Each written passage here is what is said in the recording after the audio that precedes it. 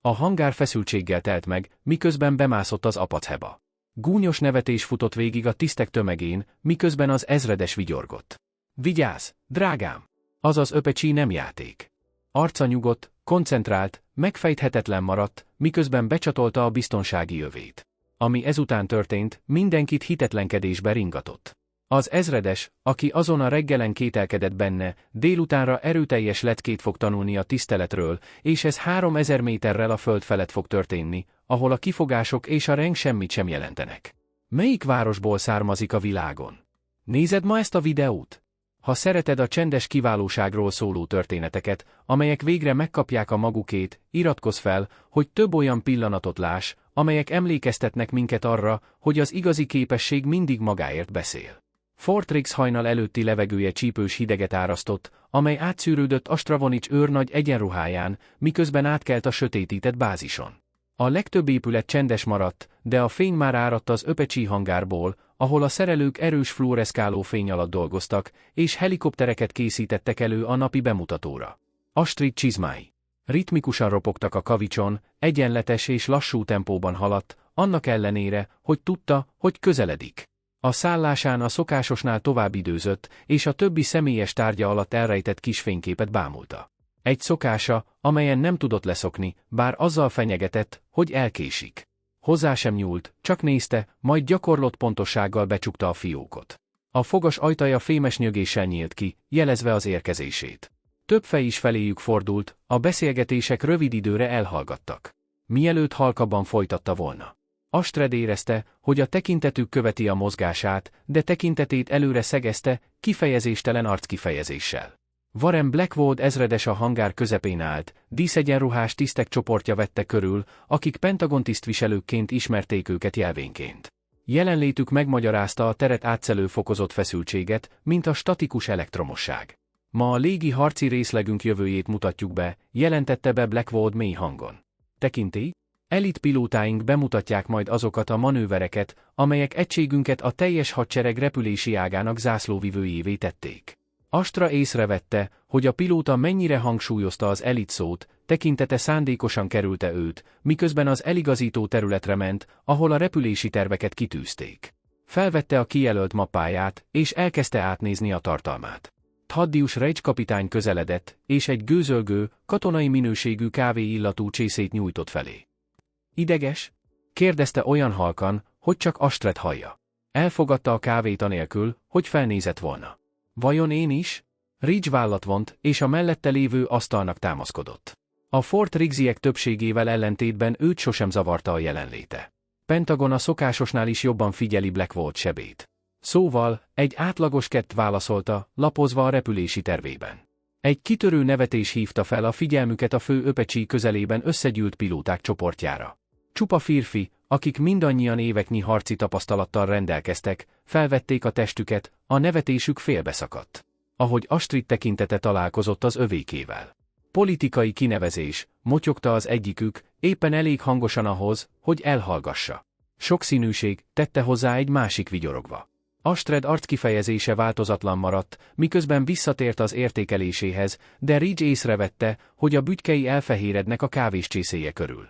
A válfa túloldalán Blackwood ezredes végzett a tisztviselőkkel, és most a napi tüntetések névsorát vizsgálta.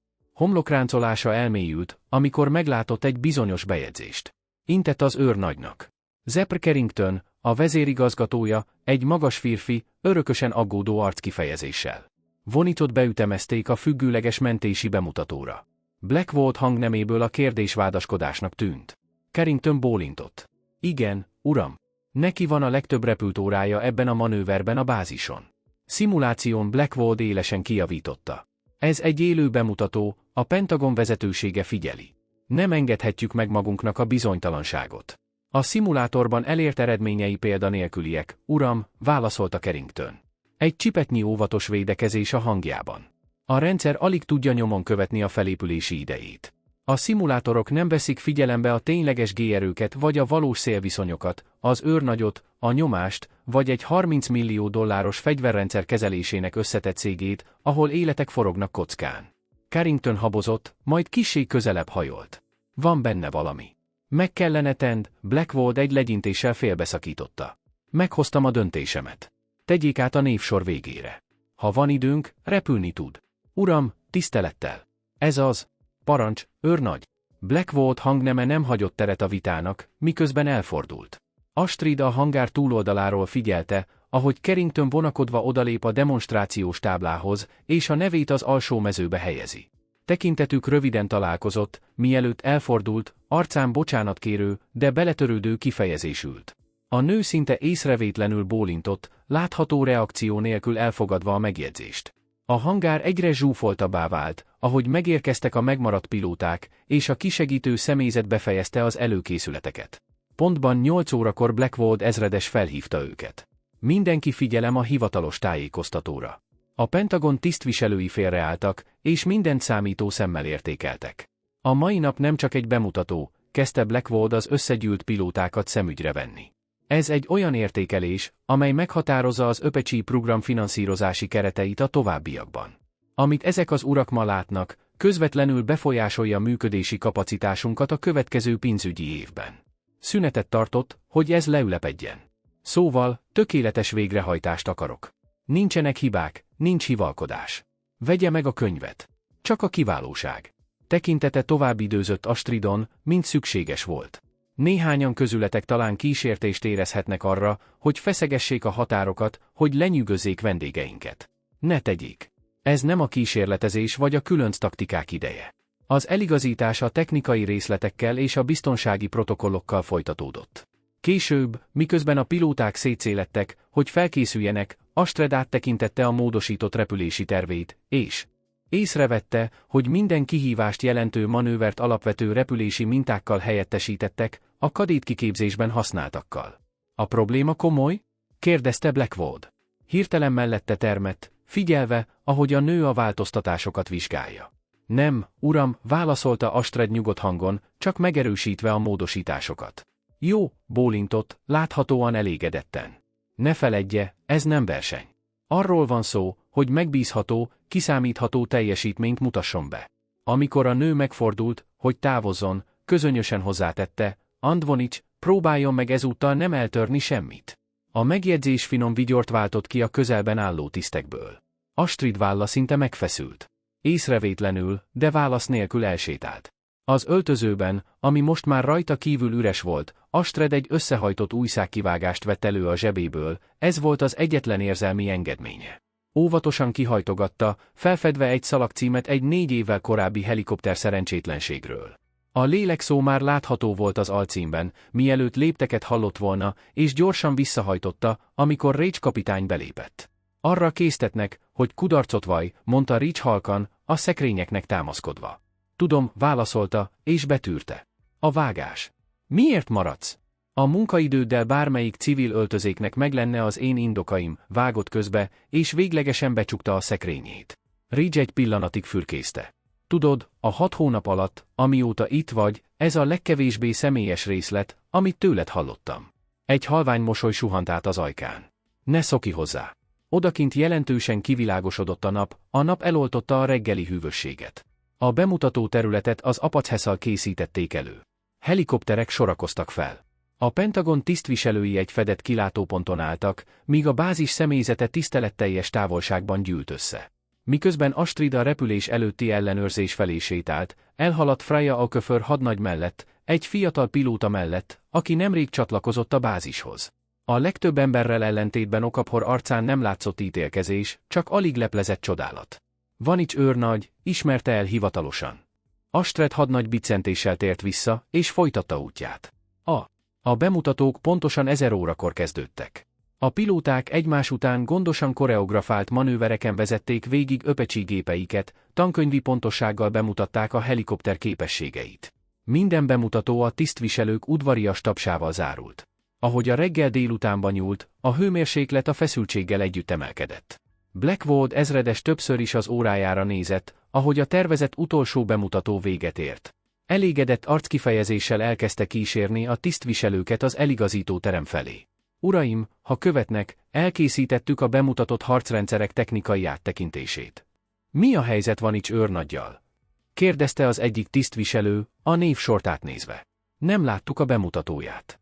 Blackwood arca egy pillanatra megfeszült, mielőtt erőltetett mosolyt erőltetett magára. Sajnos az időbeli korlátok igen. Várhatunk, erősködött a tisztviselő, hangneme egyértelművé tette, hogy ez nem javaslat. Érdekes. Valamit a női öpecsi pilótádról.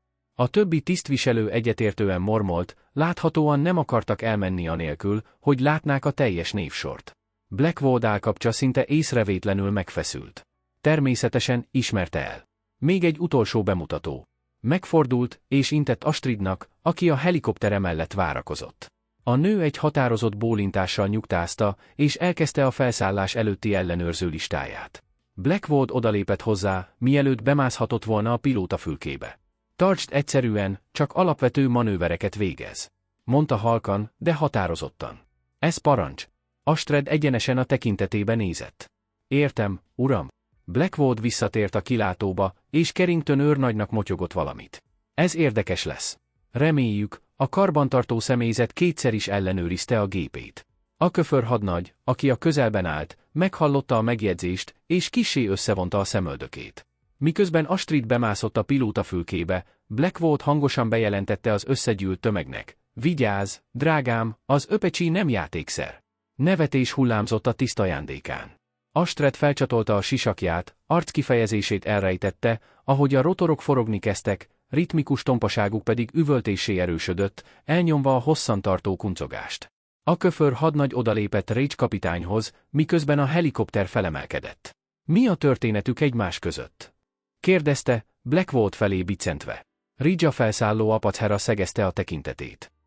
Ezt akarja mindenki tudni. A helikopter simán emelkedett a levegőbe, egy pillanatra lebegve. Mielőtt pozícióba helyezkedett volna. Astrid perceken át tökéletesen végrehajtotta a tankönyvbe illő manővereket, ugyanazokat az alapvető mintákat, amelyeket a többi pilóta is bemutatott. A tisztviselők elismerően bólintottak, de lelkesedés nélkül. Blackwood ezredes kissé ellazult, elégedetten figyelte a rutinszerű bemutatót. Látják, semmi különös, csak a szokásos. Szavai elhaltak, amikor az öpecsi hirtelen élesen jobbra dőlt, és felhagyott a repülési mintával. A helikopter rádiója recsegett a parancsnoki hangszóróból. Parancsnokság kért engedélyt a szélsőséges állásokból való kilábalás bemutatására. Mielőtt Blackwood válaszolhatott volna, az öpecsi meredek emelkedésbe kezdett, az orra szinte egyenesen felfelé mutatott. Mi a fenét csinál? Blackwood felkapta a rádióját. Van, azonnal térjen vissza, hogy jóvá hagyja a repülési mintát. Ez parancs. A rádió néma maradt, miközben a helikopter folytatta az emelkedést, a hajtóművek hangja változott, ahogy a gravitáció ellenében nyomult. Carrington őrnagy megnézte a táblagépét, amelyen a helikopter telemetriája. Uram, közeledik az átesési paraméterekhez. Azonnal földeljék. Blackwood arca elkomorodott. Kérjék meg a torony irányítását, hogy felülírják a rendszerét. A torony repülés közben nem felülírható, uram. Emlékeztette Carrington, hangjában feszültség hallatszott. Csak vészleállítás lehetséges, ami tudom, mit tenne, csattant fel Blackwood. Hívjanak orvosi segítséget. A földön a személyzet abba hagyta, amit csinált. Minden szem az apacheté követte, ahogy egyre magasabbra emelkedett. A köför hadnagy közeledett Rage kapitányhoz, riasztásmentesítve az arcát. Megpróbálja megölni magát? Rididge tekintete továbbra is a felszálló helikopterre szegeződött, furcsa nyugalommal az arcán. Csak figyelj! Majdnem 3000 méter magasan, miközben mindenki visszatartotta a lélegzetét, az öpecsi olyasmit tett, amire senki sem számított. Oldalra gurulni kezdett. Elvesztette az irányítást, sziszegte Blackwood, miközben a rádiója körül fehérek voltak az ujjpercei. Készítsék elő a mentőcsapatokat. De ahogy a helikopter befejezte a gurulást, világossá vált, hogy ez nem baleset volt. Az öpecsi tökéletes. Fordított hurok. Egy manőver, amelyet szinte lehetetlennek tartottak egy nehéz támadó helikopterben. A Pentagon tisztviselői felnyögtek, majd döbbenten néztek egymásra. Az egyikük filmezni kezdett a telefonjával. Miközben az öpecsi felírta magát és megkezdte az irányított süllyedést, Carrington őrnagy halkan odaszólt Blackwoodnak. Uram, ez a manőver nincs benne semmilyen kiképzési kézikönyvben.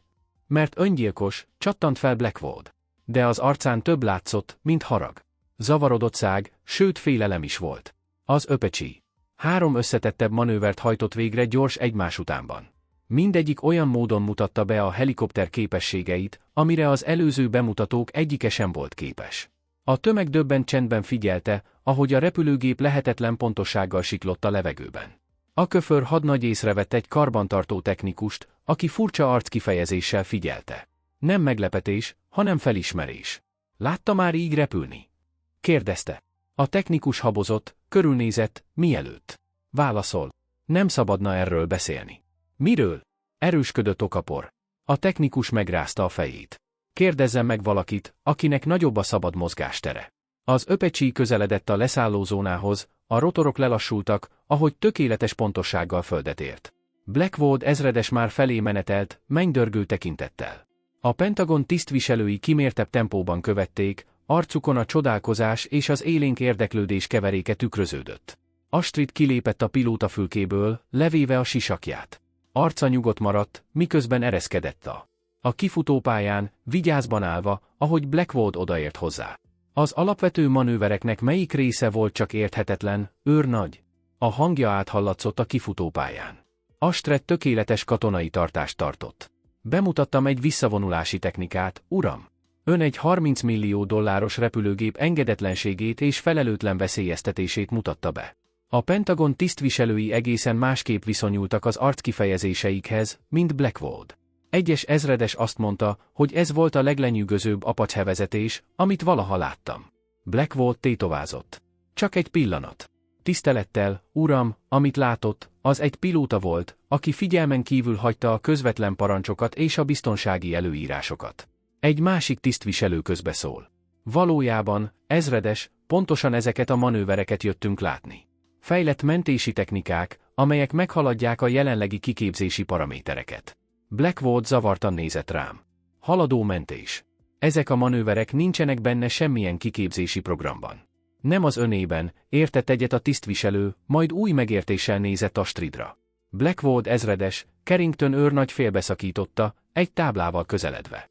Meghosszabbítva. Uram, van Ivanics őrnaggyal kapcsolatban, amit látnia kell. Szóval, mit gondol, mi történik ezután? Látott már valakit alábecsülni, csak hogy aztán rendkívüli tehetsége akkor mutasson meg, amikor a legnagyobb szükség volt rá.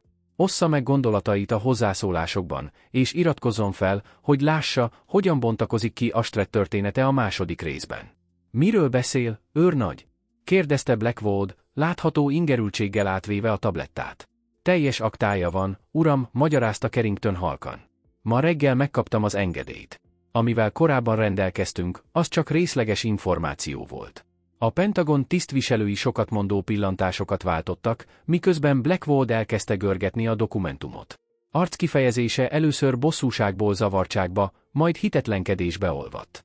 Ez azt írja, hogy 3-szor szolgált ki. Hangja elhalt, miközben folytatta az olvasást. Igen, uram, erősítette meg halkan Carrington. És ő volt a tesztpilóta az igen, uram, és a Kyberhágói incidencben.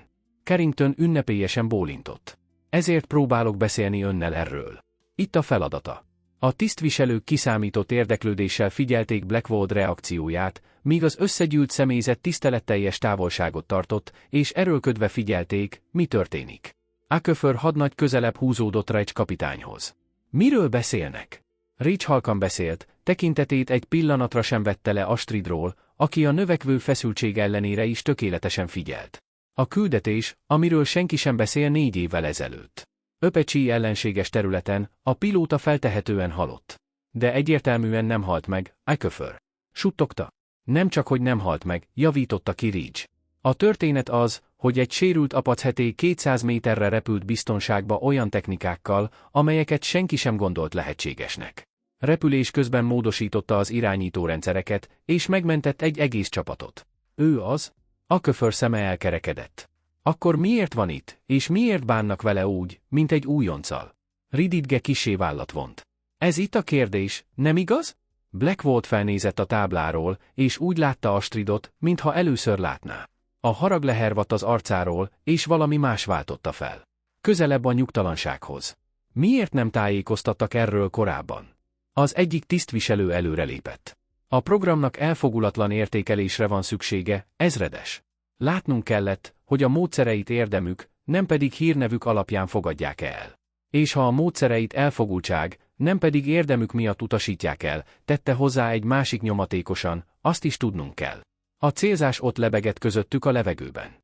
Blackwood küzdött, hogy megőrizze a hideg vérét, miközben rájött, milyen helyzetben van. Az egész tüntetés, az ő Astriddal való bánásmódja miatt a hónapok óta hozott parancsnoki döntéseit mind értékelték. Az én parancsnokságomat tesztelted, nem az ő repülését, mondta halkan. A kultúrát teszteltük, javította ki a tisztviselő. Az Öpecsi programnak innovációra van szüksége a túléléshez, de az innovációhoz megfelelő környezetre van szükség.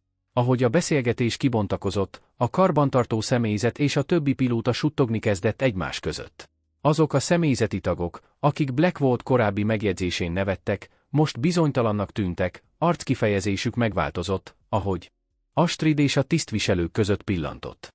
A Köför hadnagy a közeli csoportok beszélgetés foszlányait kapta el. A szellempilóta egymaga mentette meg, és maga módosította az irányítórendszereket. A suttogás egyre erősödött, és elterjedt az összegyűlt személyzet körében, ahogy Astrid valódi történetének darabjai előkerültek a titkolózásból. Blackwood visszaadta a táblát Carringtonnak, tekintélye láthatóan megingott. Astridhez fordult, aki végig vigyázban maradt a beszélgetés alatt. Miért nem szólt semmit, őrnagy? Egész idő alatt. Astrid. A válasz kimért volt. Az volt a parancsom, hogy integráljak és értékeljek, uram, ne pedig, hogy különleges bánásmódot rendeljek el. Egy Pentagon tisztviselő ránézett az órájára. Blackwood ezredes, meg kell beszélnünk a kezdeményezés következő fázisát. Vonich őrnagy bemutatója bebizonyította, amit remélünk, hogy megerősítünk. Milyen kezdeményezést? Kérdezte Blackwood, a kérdés nem konkrétan senkinek sem szólt. A fejlett légi mentőprogram, válaszolta a tisztviselő.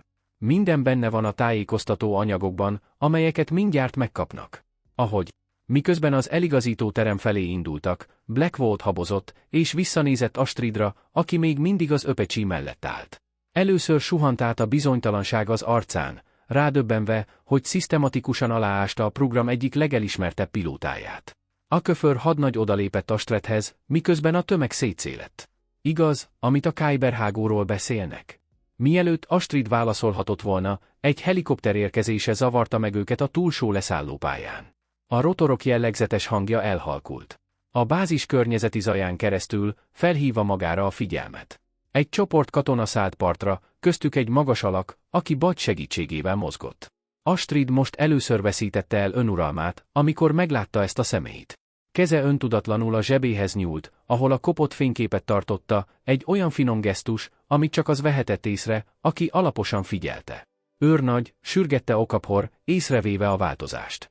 Astrid figyelme továbbra is a távoli alakra szegeződött. A hangja, amikor végre szólt Okaphor olyan halk hangon, amit korábban még nem hallott. Hadnagy, készítse elő a szimulátorlabort. Holnap reggel 6-kor kezdjük az új mentőtechnikák kiképzését. Igen, asszonyom, válaszolta a Köför, felismerve az elbocsátást. Ahogy Okaphor távozott, Astra egy lépést tett az újonnan érkezett katonák felé, majd megtorpant. A botos alak mintha megérezte volna a tekintetét, és lassan az irányába fordult.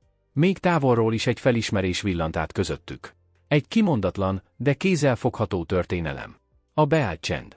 Astrid rádiója recsegett, megtörve a pillanatot. Vanik őrnagy, azonnal jelentkezzen az eligazító teremben. A Thunderbird hadművelet mostantól aktív. Arckifejezése ismét professzionális távolságtartásra váltott. De ahogy elfordult, keze ismét megérintette a zsebében rejtett fényképet. A parancsnoki épület felé indult, testtartása semmit sem árult el azokból az érzelmekből, amelyek rövid időre felszínre törtek. Az eligazító teremben feszültség vibrált a levegőben. Térképek és műholdképek borították a képernyőket, miközben Blackwood ezredes egy mostanra kibővült csoporthoz szólt, amelyen belül ott voltak a Pentagon tisztviselői, magas rangú pilóták és Vanik őrnagy. A teremben az a feszült légkör uralkodott, amely a magas kockázatú műveleteket előzte meg, és amely minden jelenlévő számára ismerős volt. 30 perccel ezelőtt egy különleges erők egysége elsötétült a Karakorum-hágó közelében, magyarázta Blackwood, egy távoli hegyvidéki régióra mutatva a központi kijelzőn.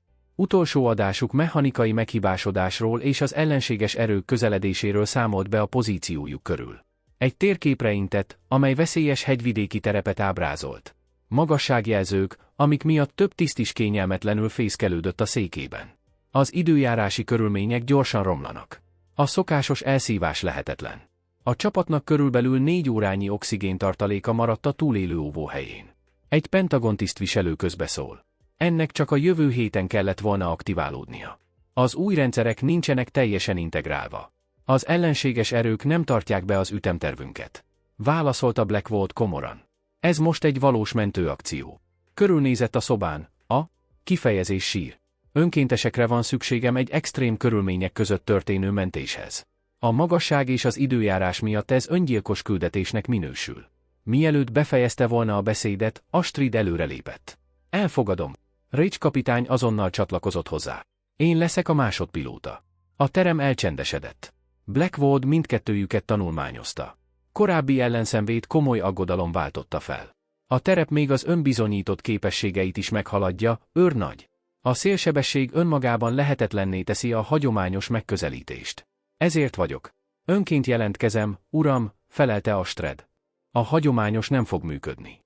A teremben csend maradt, Blackwood mérlegelte a kérdést. Végül bólintott. Azonnali indulásra készüljenek. A többiek támogassák az állomásokat. Ahogy a terem kiürült, Blackwood kiáltott, Vonicsk őrnagy, várjon egy pillanatot.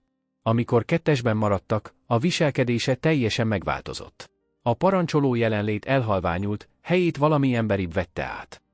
Bocsánatkéréssel tartozom, de ez majd későbbre való. Most azonnal tudnom kell. Tényleg meg tudod ezt csinálni?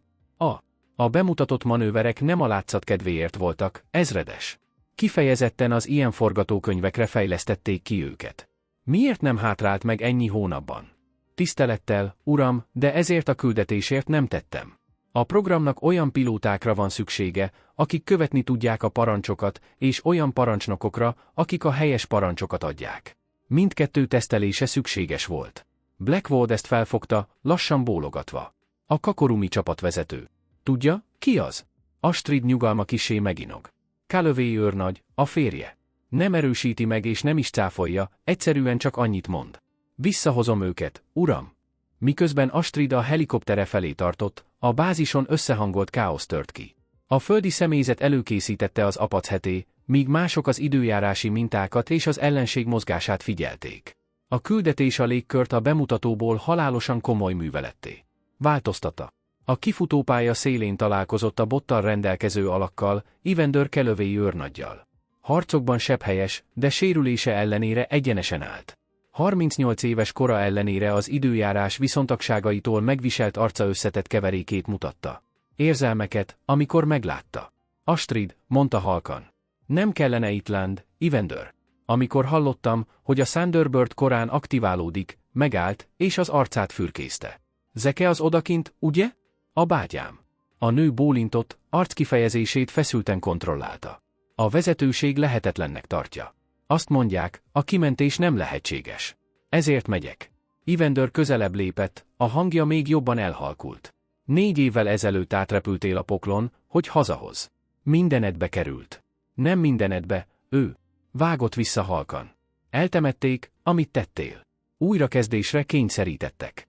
Elvették az elismerésedet. Nem az elismerés miatt tettem. Megérintette az egyenruháján lévő jelvényt. Már ezredesnek kellene land. Ehelyett hagytad, hogy úgy bánjanak veled, mint egy újonccal. A program fontosabb, mint Vander rangja. Tudod ezt? És a testvérem, ő a legfontosabb. Egy pillanatra találkozott a tekintetük. Évek története suhant el közöttük szavak nélkül. Aztán Ander bólintott egyszer, és hátralépett. Repülj biztonságosan. Az Apachenál utolsó előkészületek. Folyamatban voltak. A műszaki személyzet a helikopter körül nyüzsgött, és az időjárás előrejelzések és a terepadatok alapján az utolsó pillanatban módosításokat hajtottak végre. A köför hadnagy sietett a frissített időjárás jelentésekkel. Asszonyom, a körülmények gyorsabban romlanak a jelzetnél. A parancsnokság fontolgatja a küldetés teljes leállítását. Ez nem opció, hadnagy. Astrid áttekintette az adatokat. A számok megerősítették azt, amit már tudott. A lehetőségek szűk ablaka percről percre szűkült. Okafor habozott, majd megkérdezte, azok a technikák, amelyeket bemutatott. Korábban erre valók, nem igaz? Arra az esetre, amikor a normál protokollok kudarcot vallanak. Minden manővernek van célja, hadnagy. Ne feledje ezt. Miközben Astrid bemászott a pilótafülkébe, Blackwood ezredes a Pentagon tisztviselőivel közeledett. A bázis személyzete összegyűlt, hogy figyelje az indulást, a hangulat komor lett, ahogy a tét mindenki számára világossá vált. Vanik őrnagy, mondta Blackwood hivatalosan, mielőtt távozik, van valami, amit meg kell oldani. A tisztviselők előreléptek, és mindenki meglepetésére eltávolították a jelvényeket az egyenruháikról, teljesen felfedve a különböző rangokat. Astrid Vanik őrnagy egyszer azt mondta, most egy tábornok csillagait mutogatva, a Thunderbird hadművelet az értékelésük utolsó fázisaként volt kitűzve. A mai események felgyorsították az idővonalunkat. Így a tábornok úr előállított egy dokumentumot. 4 évvel ezelőtt a Kyberhágónál tett cselekedetei 12 életet mentettek meg nagy személyes áldozatok árán. Az ön későbbi munkája, amelynek során extrém helyreállítási technikákat fejlesztettek ki, újraértelmezte azt, amit az Apache platformmal lehetségesnek gondoltunk. Átadta a dokumentumot Blackwood ezredesnek, aki egyre növekvő meglepetéssel olvasta el. A vezérkari főnökök parancsára, jelentette be Blackwood, hangja visszhangzott a kifutópályán. Astrid Vanek őrnagyot ezennel alezredesi rangra léptetjük elő, azonnali hatállyal. Zihálás és mormogás futott végig az összegyűlt személyzeten. Továbbá folytatta, kinevezték az újonnan létrehozott szélsőséges légi mentőosztály igazgatójává, teljes felhatalmazással a kiképzési protokollok végrehajtására minden Apache egységek. A tábornok hozzátette, biztonsági okokból ideiglenesen elhomályosult a hírneve, Vanics ezredes. Ennek ma vége. Astrid a váratlan felismerés ellenére is nyugodt maradt. Uram, tisztelettel, egy csapatunk vár a kimentésre. Értettem. A tábornok bólintott. Blackwood ezredes parancsnokként felügyeli a műveletet. Teljes taktikai hatalommal rendelkezik. Mire ez a megbeszélés véget ért, a bázis személyzete egyre nagyobb számban gyűlt össze. Suttogott legendák keringtek Astrid most nyilvánosan megerősítette a hírt. Akik korábban elutasították, feszengve álltak, korábbi ítéleteik tudatlanságukként lelepleződött. Blackwood ezredes előrelépett, és egy mindenkit megdöbbentő gesztussal keresztbe tett Astridnek. Az Apache tiédő, Vanics ezredes. Hozzátok haza az embereinket. Az egész bázis követte a példáját, egységes tisztelettel felállva.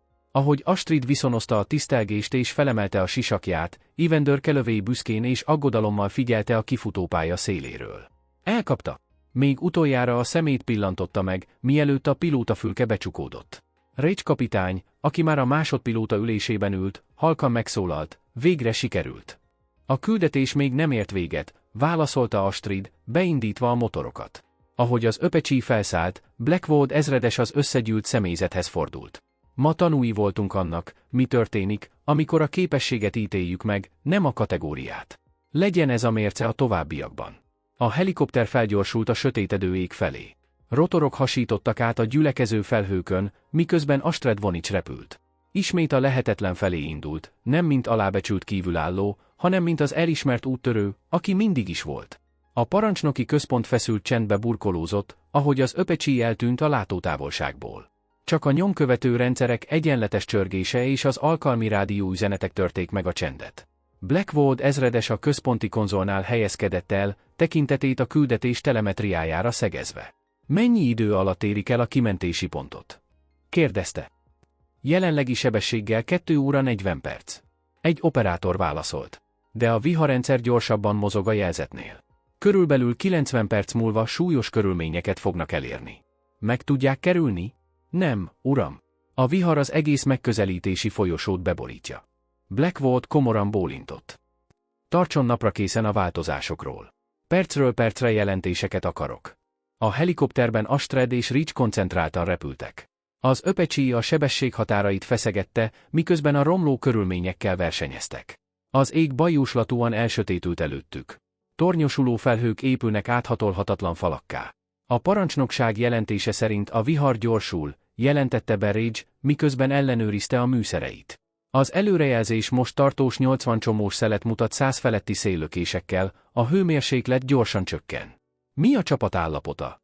Kérdezte Astrid, miközben apró módosításokat végzett az útvonalukon. Az utolsó kommunikáció szerint menedékhely veszélyben van, az oxigénkészlet megsérült. Vészhelyzeti protokollhoz kapcsolódnak. Astrid látható reakció nélkül feldolgozta az információt. Gyorsabban kell nyomulnunk. Számítsa ki a maximális üzemanyagfogyasztást az idő optimalizálásához. Rich felnézett. Ez minimális tartalékot hagyna nekünk a visszatéréshez. Nem lesz szükségünk tartalékra, ha nem érünk oda időben. Bólintott, és újra kalibrálta a rendszereiket. Irányt igazított. Új ETA 2 óra 15 perc. A helikopter előre lendült, a motorok erőlködtek, miközben Astrid a gépet a szokásos üzemi paraméterein túlra kényszerítette. A sima repülés agresszívabbá vált. Az Apache átvágott a növekvő turbulencián, ahogy közeledtek a viharfronthoz. A bázison. A feszültség fokozódott, ahogy a helikopter gyorsuló sebességét jelző nyomkövető rendszer mutatta. Evander Calloway őrnagy a parancsnoki központ sarkában helyezkedett el, jelenlétét a körülmények miatt tolerálták. Tekintete egy pillanatra sem vette le a követőképernyőről, keze fehér ujjpercekkel szorongatta a botját. Közelednek a viharhatárhoz, jelentette be az egyik operátor. A körülmények gyorsan romlanak. Fenn tudjuk tartani a kommunikációt? Kérdezte Blackwood. Legfeljebb szakaszosan, uram. Amint belépnek a fő viharcellába, valószínűleg. Teljesen elvesztette a kapcsolatot. A parancsnoki központ elcsendesedett, ahogy ez a valóság leülepett. Evander áthelyezte a súlyát, egy finom mozdulattal felkeltve Blackwood figyelmét. Calloway őrnagy, ismerte el Blackwood, miközben felé közeledett. Megértem a személyes tétjét ebben a küldetésben. Evander bólintott egyszer. A bátyám odakint van. És Fonk. Maga a Kyber Pass küldetésben vett részt, jelentette ki Blackwood a helyett, hogy megkérdezte volna. Én voltam az egyetlen túlélő, akit élve talált. Ander hangja nyugodt maradt, de az érzelmek vibráltak. A felszín alatt. Mindenki más feladta. Ő nem. Mi történt odakint? A teljes történet soha nem került be a hivatalos feljegyzésekbe. Evander tekintete a követőképernyőn maradt. Helikopterünk ellenséges területen zuhant le. Ellenséges erők közelednek. A parancsnokság túl kockázatosnak ítélte a kimentést. Megállt. Az Astra a parancs ellenére elfogott egy Apache, hasonló körülmények közé repült. Úgy talált ránk, hogy módosította a hőkamerás rendszereket, hogy halvány hőjeleket érzékeljenek. És amikor megtalált téged, az Apache eltalálták a megközelítés során. Kritikus rendszerek sérültek meg. A gép mégis leszállt, engem tűz alatt húzott ki, majd egy sérült helikopterrel 200 métert repült át az ellenséges légtéren. Végül Blackwoodra nézett. Azon a napon meg kellett volna halnia. Mindkettőnknek meg kellett volna halnia. Ehelyett a helyszínen új repülési technikákat dolgozott ki, valós időben alkalmazkodva a károkhoz. Blackwood befogadta ezeket az információkat. És utána hivatalosan is megrótták a parancsok megszegéséért. Nem hivatalosan a módszereit tanulmányozták és beépítették a fejlett repülési rendszerekbe. De a karrierje megrekedt. Adminisztratív pozíciókba temették, amíg ezt a programot tesztelésre nem szorult. És te? Evander arca megkeményedett. Túlélési érmeket adtak, majd orvosilag elbocsátottak, amikor a sérüléseim megakadályozták a teljes felépülést. A padlóhoz ütögette a botját. Kértem, hogy maradhassak oktatóként. Lehetséges volt azt tanítani, amit mutatott. Egy hirtelen riasztás szakította félbe a beszélgetésüket. Uram, megszakadt az elsődleges kommunikáció az Apache-szal. Kiáltotta egy operátor. Kapcsoljanak vészfrekvenciára. Parancsolta Blackwood, visszatérve a főkonzolhoz. Már próbáltam, uram. Semmi válasz. A követőképernyő a helikopter helyzetét mutatta a viharrendszer szélén. Aztán a jel felvillant és eltűnt. Mi történt? Kérdezte Blackwood. Viharzavar, uram.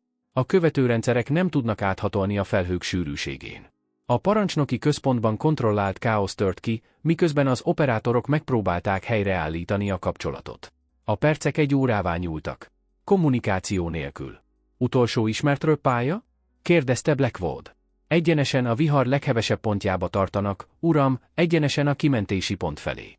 Egy vendőr tökéletesen mozdulatlanul állt, arca semmit sem árult el, miközben az üres követőképernyőt bámulta. A helikopterben a körülmények a szokásos kiképzési forgatókönyvekhez képest messze túlreagáltak. A látótávolság szinte nullára csökkent, ahogy a hó és a jég verte a szélvédőt. Az Apache hevesen megremegett, ahogy a széllökések minden irányból csapkodták. Mi? Megszakadt a kommunikáció a bázissal, jelentette Ridge nyugodt hangon, a testtartásán érződő feszültség ellenére.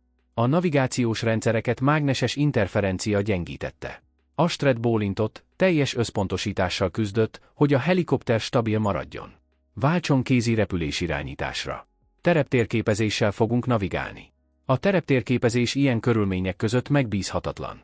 Aztán a kísérleti rendszert fogjuk használni. Átkapcsolt egy sor kapcsolót, aktiválva egy prototípus interfészt, amely elkezdte a háromdimenziós modellek renderelését. A hegyvidéki terepet a vihar közepette. Ridge meglepetten nézett rám. Ez a Thunderbird rendszer? Azt hittem, még nem áll készen a terepre. Eddig nem volt az. A helikopter továbbment a viharban, egy olyan útvonalat követve, amelyet látszólag csak Astrid tudott felismerni. A turbulencia hevessége fokozódott, és a biztonsági öveikhez szorította őket, miközben az öpecsi olyan erőkkel küzdött, amelyek azzal fenyegettek, hogy szétszakítják. Közelednek a kimentési koordinátákhoz, jelentette be Ridge. De nincs látható leszállóhely. Sziklák és jégképződmények minden irányban.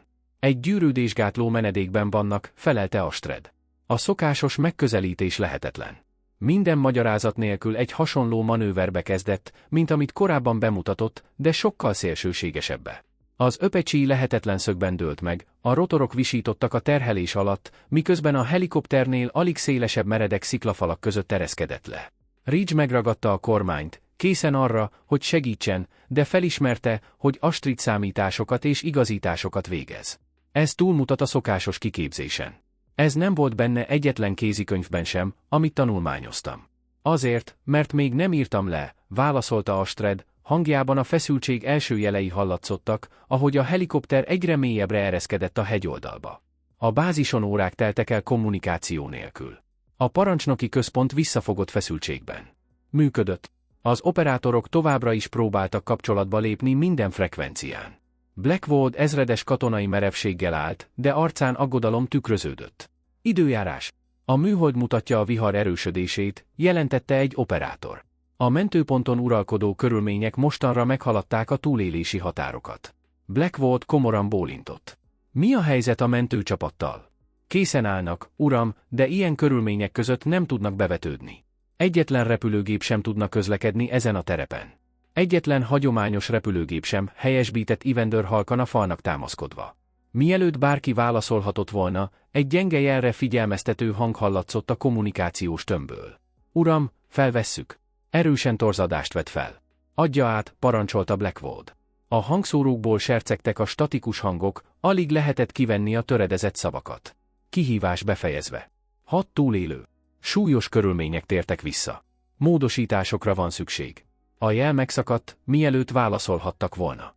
Meg tudjuk erősíteni, hogy van itt ezredes volt az? Kérdezte Blackwood. A hangminta egyezését megerősítették, uram. A teremben kontrollált ünneplés tört ki. Az operátorok megkönnyebbült pillantásokat váltottak, miközben folytatták a kommunikáció helyreállítását. Megtalálták őket. Evander halkan mondta, katonai viselkedésén először törtek át érzelmek. Megtalálta őket.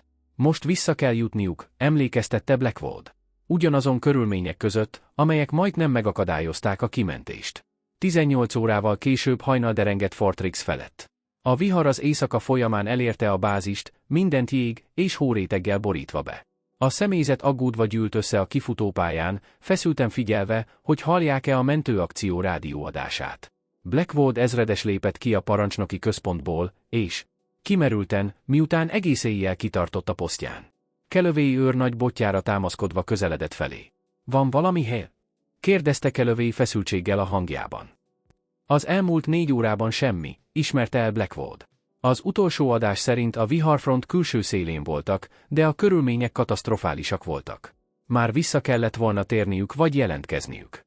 Aköför hadnagy, aki a kommunikációt figyelte, kirohant a parancsnoki épületből. Uram, a Ridár! Felvett egy északnyugat felől közeledő repülőgépet.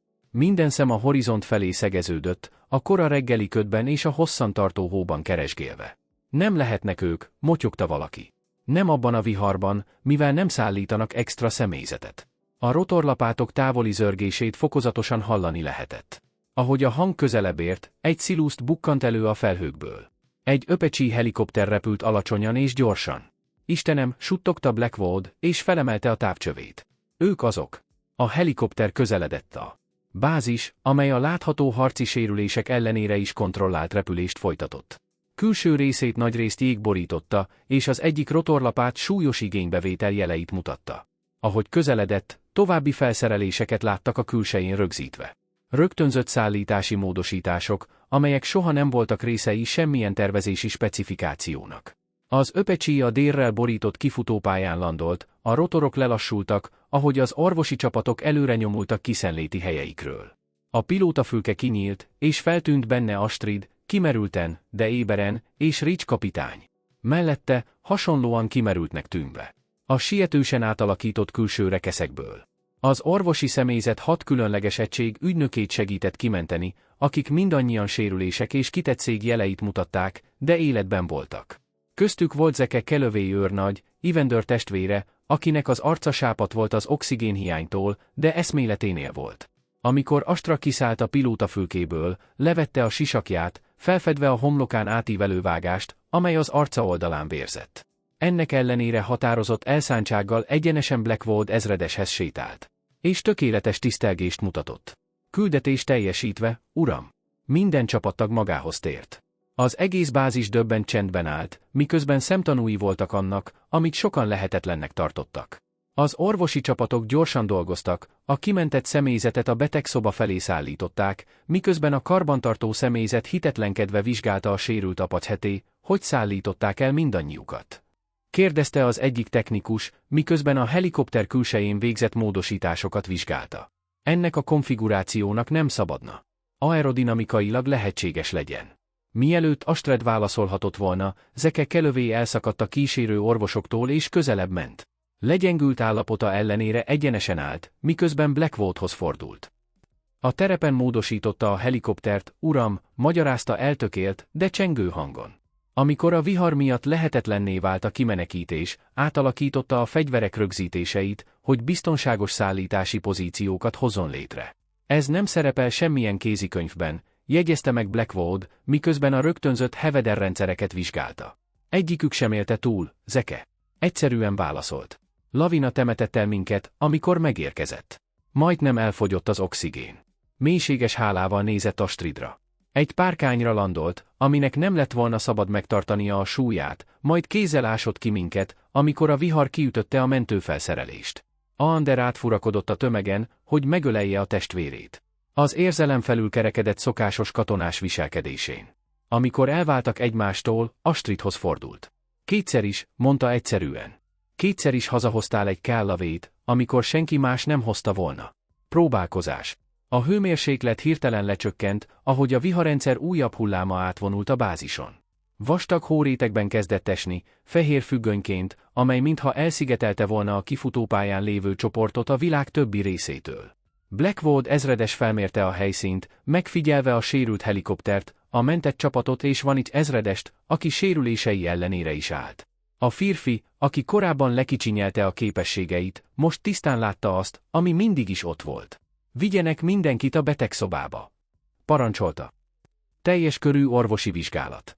Minden személyzetet. Ahogy az épületek felé haladtak, a havazás erősödött, szinte teljesen eltakarta a látótávolságot. A fehérségen keresztül az átalakított Apache sziluettje emlékműként állt az elért eredményekre. Az orvosi központban az orvosok a különféle sérülések ellátásán dolgoztak, míg a kikérdező csapatok vártak a küldetés részleteinek rögzítésére. Astrid egy vizsgálóasztalon ült, miközben egy orvos megtisztította a homlokán lévő sebet. 14 öltés, ezredes, jelentette be az orvos. Lesz egy. Adjuk hozzá a gyűjteményhez, válaszolta, és hangja most először mutatott fáradtságot. A szoba túlsó végében Evander és Zeke Calloway újra együtt voltak, a testvérek halkan beszélgettek, miközben az orvosi személyzet körülöttük dolgozott. Időnként egyikük vagy mindketten Astridra pillantottak, arckifejezésükön valami több volt, mint az egyszerű hála. Blackwood ezredes lépett be, egy halom hivatalos nyomtatvánnyal a kezében.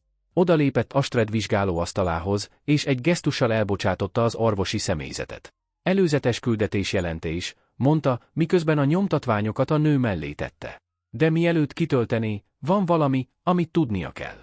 Astrid csendben várt. A használt rendszerek, a terepen végrehajtott módosítások nem csak azoknak az embereknek a megmentéséről szóltak. Blackwood hangja új tisztelettel telt. Bizonyították a teljes Thunderbird kezdeményezés életképességét. Mindig is ez volt a cél, uram. A cél az volt, hogy a rendszereket ellenőrzött körülmények között teszteljék, javította ki. Amit tettél, az volt, hogy a lehető legrosszabb körülmények között demonstráltad őket, és túlszárnyaltad azt, amit bárki lehetségesnek gondolt. Szünetet tartott, kereste a szavakat. Bocsánatot kell kérnem, Vanics ezredes. Hagytam, hogy az előítéletek elhomályosítsák az ítélő képességemet.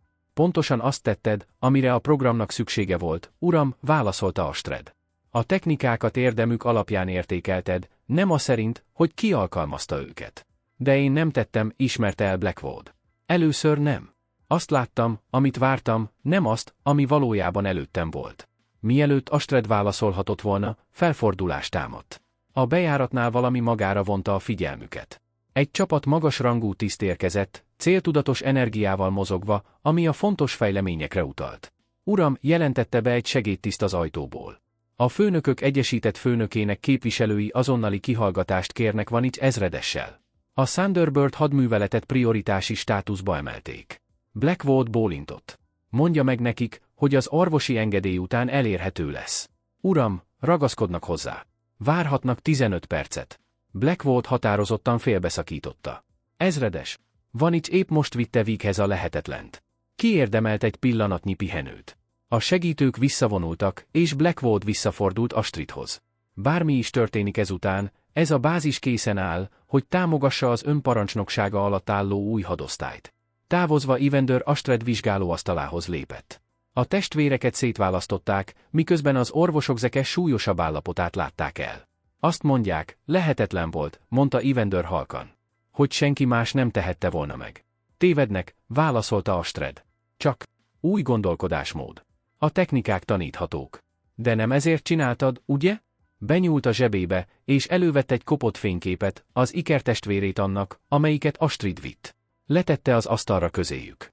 Vannak személyes küldetések. A fényképen 3 alak látszott sivatagi álcázó ruhában, amint átkarolják egymás vállát, és a zord körülmények ellenére mosolyognak.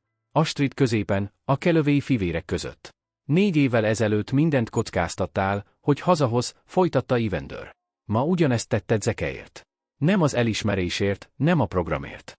A családért, ismerte el halkan Astrid, megérintve a fénykép szélét. Vannak kötelékek, amiket nem lehet elszakítani.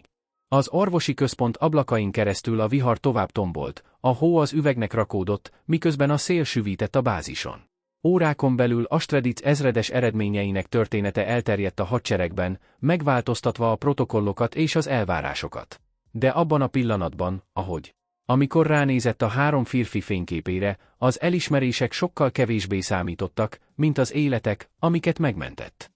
Kint, az örvénylő hóban, az átalakított öpecsi állt az aszfalton. Jég képződött a harckocsikkal teli vázán. Bizonyíték arra, hogy a lehetetlen lehetségessé vált, amikor a képességet végre felismerték annak, ami valójában. Láttál már valakit, aki csendben rendkívüli képességeket hordozott, és a megfelelő pillanatra várt, hogy felfedje azokat? Oszd meg a rejtett tehetségekkel és a fel nem ismert potenciállal kapcsolatos tapasztalataidat a hozzászólásokban. Iratkozz fel, hogy lásd Astrid utazásának befejezését a 3. részben, ahol felfedezhetjük úttörő küldetésének teljes hatását. Az átalakított öpecsi a kifutópályán állt, az emberi találékonyság és bátorság bizonyítékaként. A karbantartó személyzet döbbent csendben körözött körülötte, dokumentálva az Astrid által a terepen végrehajtott példátlan módosításokat. A váz egyes részein még mindig jég tapadt, fokozatosan olvadva a viharfelhőkön áttörő reggeli napfényben. Blackwood ezredes felügyelte a vizsgálatot, időnként. Hitetlenkedve csóválta a fejét, miközben a technikusok rámutattak a különféle változtatásokra.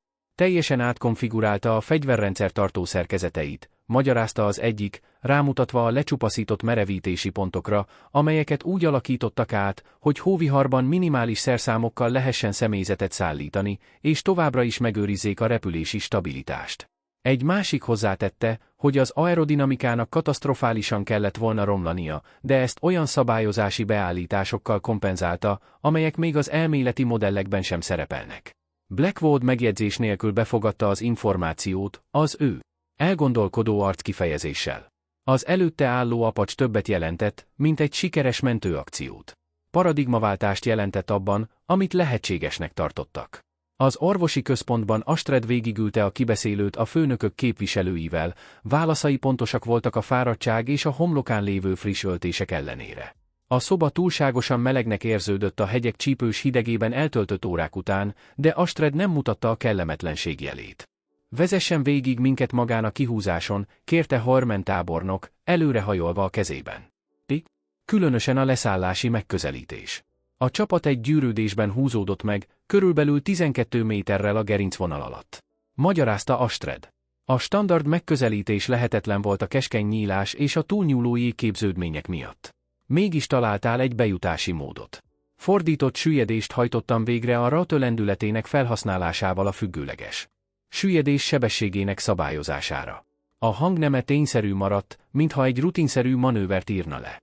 A technika lehetővé teszi a precíz pozicionálást zárt terekben. A tábornok pillantásokat váltotta. Kollégák, ez a technika nincs benne egyetlen kiképzési programban sem. De lesz, válaszolta egyszerűen Astrid. Miközben a kiértékelés folytatódott, Blackwood ezredes csatlakozott Carrington őrnaggyal a küldetés adatainak áttekintésében. Az Apache repülési adatrögzítőjének telemetriai adatai olyan manővereket mutattak, amelyek meghazudtolták a helikopterek aerodinamikájának hagyományos felfogását. Nézzék meg ezeket a vezérlőbemeneteket, mondta Carrington, egy különösen összetett sorozatra utalva. A repülőgépet a kiterjesztéseként kezeli. Önmagát, nem pedig korlátokkal bíró gépként. Tanítható? Kérdezte Blackwood. Carrington elgondolkodott ezen. Nem hagyományos módon, hanem a saját módszereivel, az alapul szolgáló fizika megértésével. Igen. Akkor a programot az ő megközelítése köré építjük, döntötte el Blackwood, és azonnal elkezdte a bázison. A történtek híre gyorsan elterjedt. A személyzet kis csoportokban gyűlt össze. A beszélgetések a lehetetlen megmentésre összpontosultak. Sokan, akik eddig lenézték vagy alábecsülték Astridot, most azon kapták magukat, hogy újraértékelve a feltételezéseiket. Hallottam, hogy egy olyan párkányra landolt, ami alig szélesebb volt, mint a talpak, mondta az egyik szerelő a kollégáinak. Olyan szélben, ami bármelyik másik helikoptert felborított volna. Ez semmi, válaszolta egy másik. Az igazi csoda az volt, hogy visszarepültek a viharon keresztül, miközben azok az emberek a repülőgép külsejére voltak szíjazva. A hőmérséklet 40 fok alatt volt a szél csípőségével. A köför hadnagy csendes elégedettséggel hallgatta ezeket a beszélgetéseket. Azok közé a kevesek közé tartozott, akik felismerték Astrid kivételes képességeit eleinte úgy érezte, hogy a nap eseményei igazolják. Délutánra a bázis átalakult. A Pentagon tisztviselői, akik korábban tábornokként mutatkoztak be, most már nyíltan irányították az új szélsőséges légimentőegység létrehozását. A felszerelést átcsoportosították, a kiképzési ütemterveket felülvizsgálták, és a személyzetet átcsoportosították, hogy támogassák a hadsereg legelit helikopteres mentőegységévé váló egységet. Az orvosi központban az orvosok végre engedélyezték Astrid szabadon bocsátását. Új egyenruhát vett fel, amelyen az új rangjelzése szerepelt. Az alezredes ezüst tölgyfalevélen megcsillant a fény, miközben megigazította a gallériát. Az arc, amely a tükörből visszanézett rá, kevés érzelmet mutatott, de a szemében a küldetés teljesítésének csendes elégedettsége tükröződött. Amikor kilépett az épületből, Recs kapitány találta odakint várakozva. Hogy van a fej? Kérdezte, a varratai felé biccentve. Működik, válaszolta halvány mosollyal. Együtt sétáltak az adminisztratív komplexum felé, ahol az új intézmény hivatalos székhelye állt. A hadosztályt hivatalossá tették. A körülöttük lévő bázis céltudatos tevékenységtől zümmögött. Vanics manővernek hívják, tájékoztatta Ridge. A fordított ereszkedést már hozzáadták a haladó kiképzési szimulációhoz. Finomításra szorul, mondta Astrid. A kormány reagálása lassú volt a kritikus pillanatban. Ridge kissé megrázta a fejét. Csak egy olyan technikában lehet hibát találni, ami 6 életet mentett meg, amikor senki más meg sem próbálta a mentést. Mielőtt válaszolhatott volna, már ott voltak. Egy csoport pilóta közeledett feléjük, köztük több olyan is, aki korábban lenézte Astrid képességeit. A viselkedésük teljesen megváltozott, a testtartásukból tisztelet áradt. Colonel Vanic, ismerte el hivatalosan az egyik pilóta. A tábornok kérte, hogy jelenjen meg a főeligazító teremben. Köszönöm, hadnagy, válaszolta, és megjegyzés nélkül vette tudomásul a címváltozást. Ahogy folytatták az ülést, Ridge megfigyelte. Vicces, milyen gyorsan változik a nézőpont, amikor a valóság ellentmond a feltételezésnek. Ez volt. Soha nem az elismerésről van szó, emlékeztette Astrid. Nem, értett egyet. De az elismerésnek megvan a maga haszna, különösen, ha azt jelenti, hogy a program bővülhet. A fő eligazítóteremben egy hivatalos ünnepséget szerveztek minimális előzetes értesítéssel, de katonai pontosággal. A bázis személyzete megtöltötte a termet, magas rangú tisztek és Pentagon tisztviselők foglalták el az első sort. Blackwood ezredes állt a pulpituson, hivatalos viselkedéssel, de az arckifejezése feltűnően különbözött az előző napitól. A terem elcsendesedett, amikor Astrid belépett. Minden szem követte. Előre haladtunk, ahol Harman tábornok várt Blackwooddal. Vanicsk ezredes, kezdte Blackwood, hangja végig hallatszott a teremben. Tegnap, amikor fejlett mentési technikákat mutatott be egy rutinszerű bemutatón, megkérdőjeleztem az ítélő képességét. Szünetet tartott, hagyva, hogy szavai visszhangozzanak. Ma ugyanezek a technikák 6 életet mentettek meg olyan körülmények között, amelyek minden hagyományos megközelítést felülírtak volna. A tettei nem csak megmentették embereinket, hanem újraértelmezték azt is, amit lehetségesnek tartunk. Légi mentési műveletek. Harman tábornok lépett elő. 4 évvel ezelőtt Vanicsk kapitány egy kritikusan megrongálódott öpecsi géppel átrepült ellenséges területen, hogy megmentsen egy lezuhant csapatot, amelynek tagja volt Evander Kelloway őrnagy is. A tettei titkosak voltak. Felismerését biztonsági okokból elhalasztották.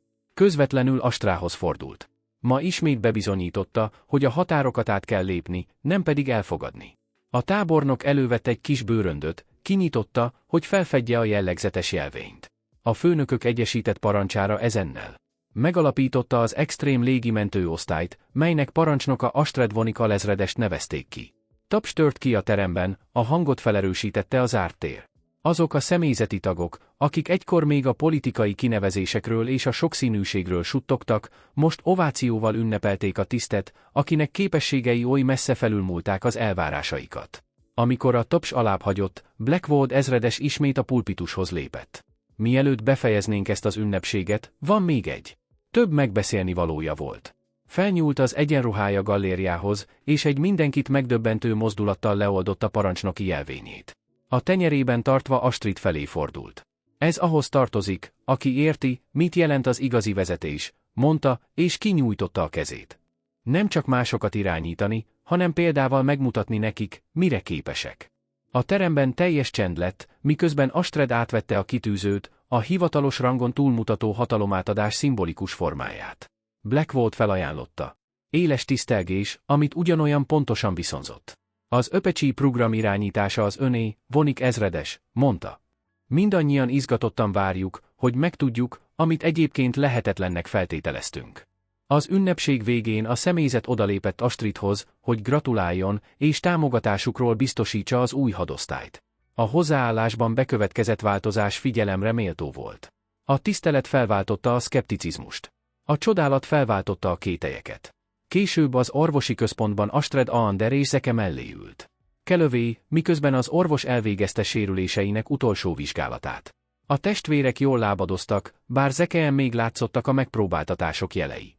Az új program, mondta Evander halkan. Tényleg működik, bólintott Astrid. A kiképzés jövő héten kezdődik. Okaphor hadnagy az elsők között lesz. És te fogod vezetni, tette hozzá Zeke. Nagyjából ideje volt. Soha nem az elismerésről volt szó, emlékeztette őket Astrid. Nem értettem egyet, és elvettem. Kéz. Arról szólt, hogy megváltoztassa azt, ami lehetséges. A kopott fényképet az asztalra helyezte közéjük, most feltárulva, hogy mindhármukat ábrázolja évekkel korábbi időkből, a sérülése előtt, a nő feláldozása előtt. Vannak dolgok, amik nem változnak, mondta halkan. Vannak kötelékek, amiket nem lehet elszakítani. Astrid tanulmányozta a fényképet, és egy pillanatnyi elmélkedésre adott lehetőséget. Az arcok, amelyek visszanéznek rá, egy másik időből származnak, amikor a lehetőségek korlátlannak tűntek, és a határok feszegetésének költségei továbbra is elméletiek maradtak. Most mind magukon viselték ezeknek a költségeknek a nyomait, láthatóan és láthatatlanul is. Mi történik ezután? Kérdezte Zeke, megtörve a pillanatot. Felépítjük a programot, válaszolta Astrid. Kifejlesztjük a technikákat, kiképezzük a pilótákat, akik végre tudják hajtani őket. Olyan egyértelműnek állított be, jegyezte meg Evander. Az alapelvek azok, mondta. A megvalósítás az, ami alkalmazkodást igényel. Kopogás szakította félbe őket az ajtón. Aköför hadnagy lépett be, hivatalos testtartással, annak ellenére, hogy nyilvánvaló lelkesedés. Vanek ezredes, a szimulátorokat frissítettük a küldetésed előzetes adataival. A tábornok arra kérte, hogy tekintse át a módosításokat, amint elérhető lesz. Köszönöm, hadnagy. Hamarosan ott leszek. Amikor Okafor elment, Zeke kissé megrázta a fejét. Még egy teljes nap sem telt el a küldetés után, és már a kiképzési programokat építik. Az idő kritikus, válaszolta Astrid. A technikákat finomítani kell a teljes megvalósítás előtt. Mindig működnek. Evander jegyezte meg, hangjában egy csipetnyi szeretettel. Vannak dolgok, amik tényleg nem változnak. Másnap reggel tiszta és hideg lett Fortrix felett. A vihar elvonult, maga után hagyva átalakult tájakat és átalakult perspektívákat. A karbantartó csapatok azon dolgoztak, hogy visszaállítsák a módosított Apache standard konfigurációját, bár a részletes dokumentáció biztosította, hogy Astrid minden egyes módosítását tanulmányozzák és potenciálisan beépítsék a jövőbeli tervekbe. A szimulátorlaborban Astrid felügyelte a technikusait. Véglegesítette az új kiképzési modulok programozását. A teremben pezsgés hallatszott, a személyzet megújult céltudatosan mozgott, miközben felkészültek az első osztályú pilóták kiképzésére, akiket a szélsőséges légimentési technikákra képeztek ki. Blackwood ezredes lépett be, most a bázisparancsnokok szokásos jelvényét viselte a megkülönböztető kitűző helyett, amit Astridnak adott. Elismerően figyelte a tevékenységet. Haladás? Kérdezte, miközben közelebb lépett hozzá.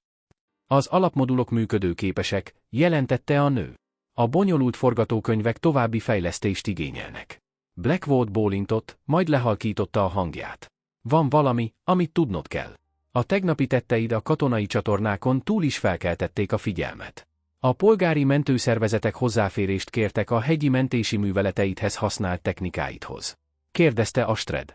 Kezdetben igen, de az alkalmazások kiterjednek a katasztrófa elhárításra, a távoli orvosi evakuálásra, sőt az űrmentés tervezésére is. Ezen elgondolkodott. A technikák átalakításra szorulnak a polgári repülőgépekhez, ezért szeretnék, ha konzultálna, magyarázta Blackwood. Az alapelvek megértése túlmutat a konkrét platformokon. Mielőtt válaszolhatott volna, Okafor hadnagy egy tablettel közeledett. Asszonyom, az első kiképzési névsor készen áll jóváhagyásra.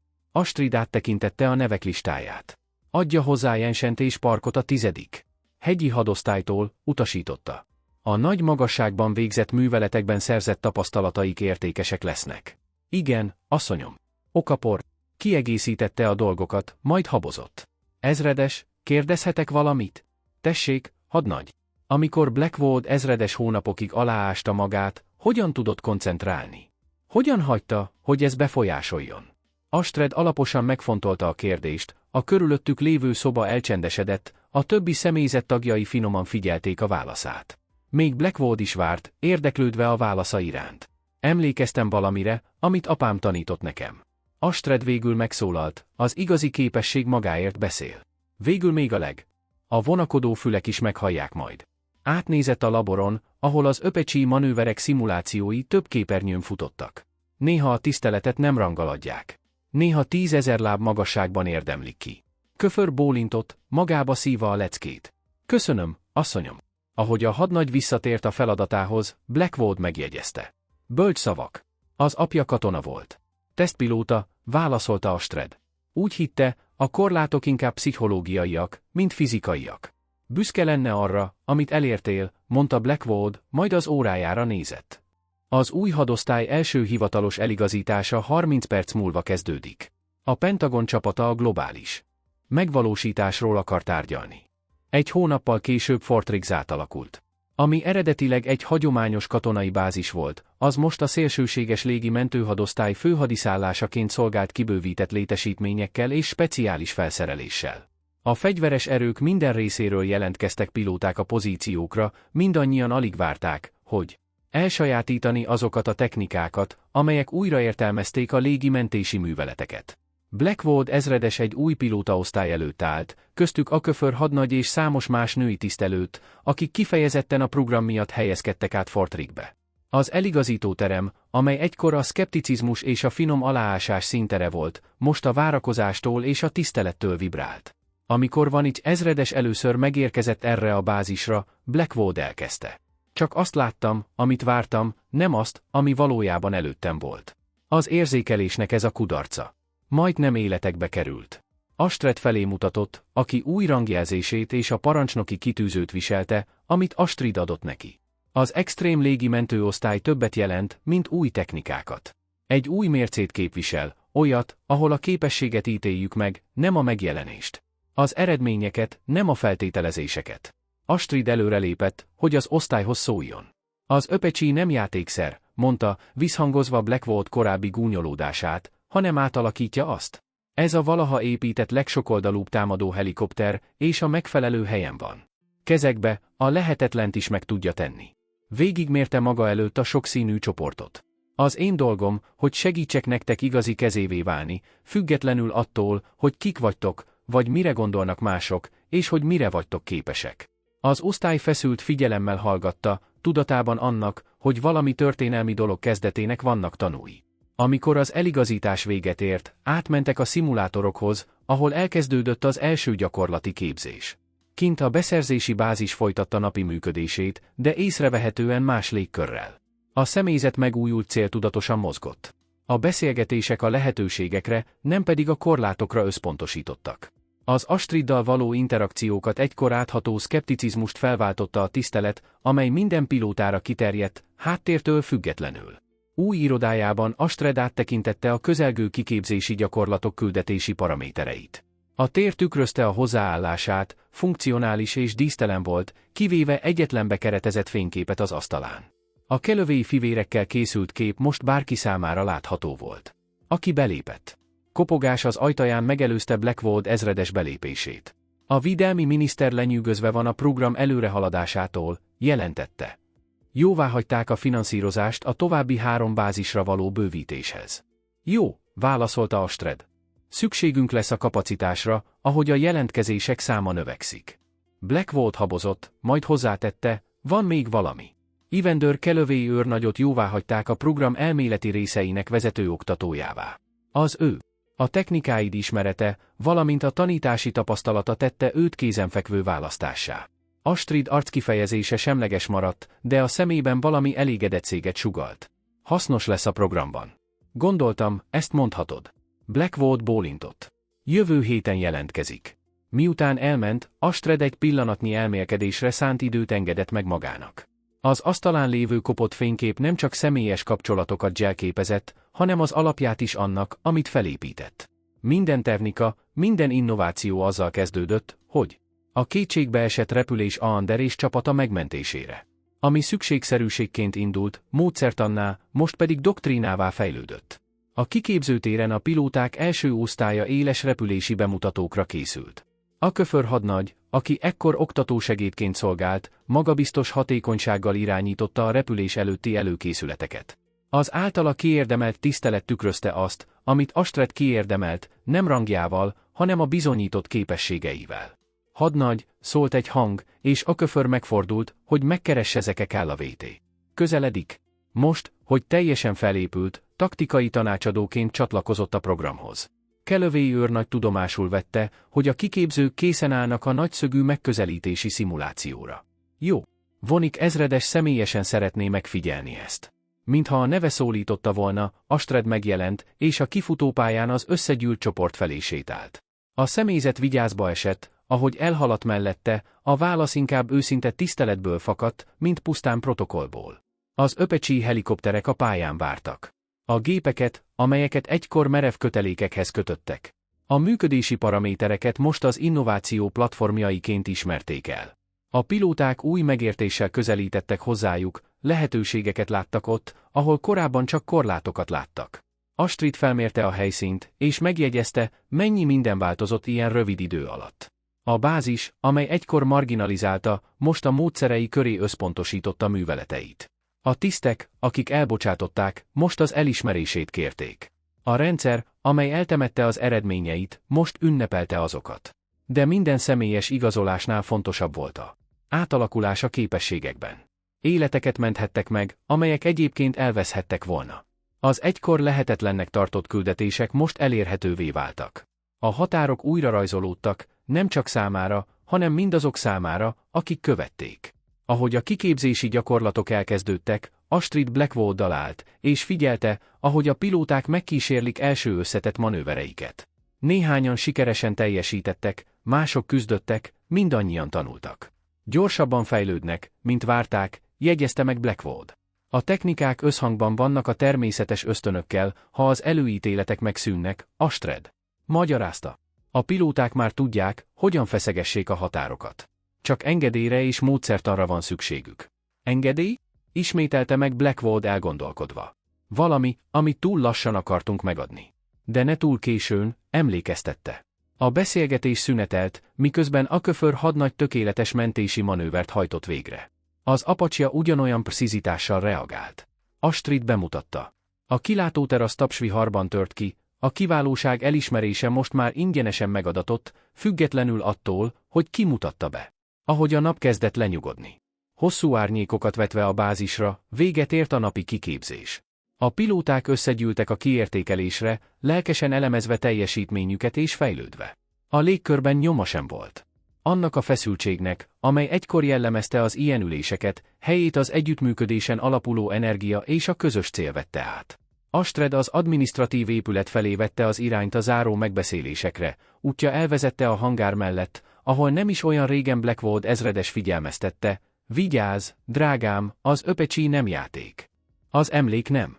Már nem cipelte Stinget, ehelyett egy jelzővé változott, amely azt mutatta, milyen messzire jutottak. Bent egy vendőr várakozott az irodájában, aki korábban érkezett a vártnál.